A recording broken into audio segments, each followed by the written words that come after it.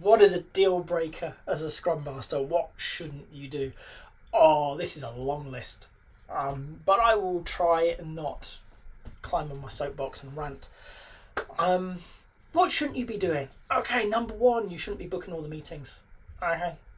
Some people may not say it's a deal breaker, but for me, it is, because when you start doing that, you're doing it with good intentions. You're wanting to help the team, and very often it's annoying. If you're doing it in person, it's difficult. If it's online, it's just a pain. And you want to help the team, and you want to keep them focused on what they're doing, so you take it on. Congratulations, that is now your job forever, because nobody else wants to do it either. And you're going to get bored of it. And I'm sure you're going to tell me, yeah, but it's just recurring meetings and it's nice and easy and it took me 5 minutes. Yeah, it is. And okay, that time it took you 5 minutes. But what about when things change? What about when you have to move stuff because of Christmas or Easter, or people have taken a long weekend, or that company retreat that you're going on? Who's making the changes? You are. Why? Because you set everything up. So what I will very often do as a Scrum Master is invite the team to join in doing it. Share the pain a bit. Okay? Because it only takes 5 minutes.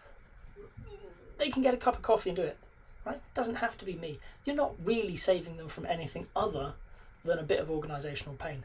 And as an added bonus, when you're working with software developers, if they don't like it, if it's painful, they will very often find ways to automate or simplify the process. And in fact, I had one client who took on the team's automation as an organisation-wide approach because they really hated booking meetings, so they scripted the whole thing and it hunted for meeting rooms and it did it all for them. Right? And it worked really well and nobody had to worry about it. So one of the things is really an extension of that. Don't book meeting rooms, but don't become the team's secretary. You're not there to take notes for them. You're not there to fetch and carry after them. Okay? At times that may fall to you as a team member, but it should also be falling to other people if it's a necessary thing. So please don't end up as the world's most expensive secretary.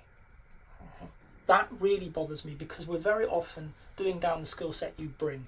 They're expecting you to go and deal with really quite trivial things that they could probably deal with faster than they could tell you what they needed. Okay? So at the simplest end, I really look for Scrum Masters to put their foot down and say, I will be one of the people to do this. I am not going to be the only person. Okay? At the other end, okay, Scrum Masters who become dogmatic. Scrum is a guide. Okay? It says the rules of the game. You don't have to make people play a game. They want to play it. And if you're having to make them do things, you've missed the point. So what I want from Scrum Masters is them to explain the rules. Invite people to play this game with them. Help them understand it. Help them understand how it'll help them do their job better. Hopefully they'll enjoy it. Okay? And guide them through things as they learn and grow as an individual and as a team. What I don't want is somebody who says you have to do it because this document on the internet says so. And that's really what happens with dogmatism. Okay? There's no rationale there. There's no reasoning with somebody who says, because the Scrum Guide says it, you have to do it. Why? As a Scrum Master, I don't want you to fall into that dogmatic trap. Instead, I want you to think about, why is Scrum saying that? Why is the Scrum Guide saying that the daily Scrum is important? Understand the purpose and work with the team to bring that purpose to life. It may look a lot like the daily Scrum. Great. But for this team, maybe it doesn't. Maybe they have a different way of fulfilling that same purpose.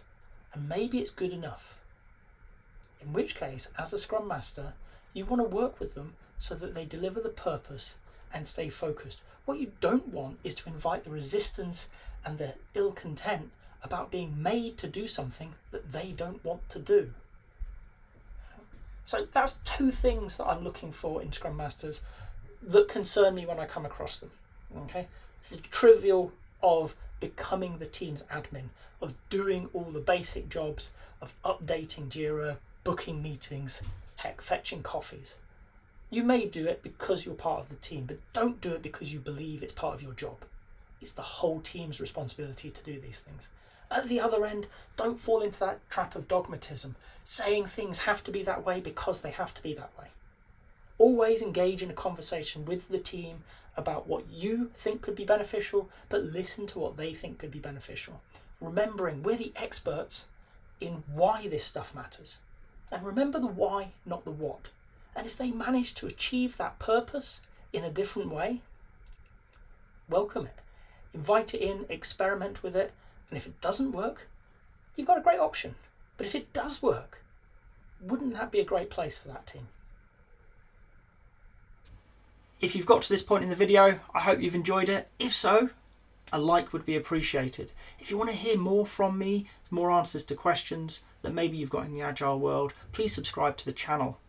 And if you've got a question that you really want answered, drop it in the comments. I promise we'll get around to it. Thank you.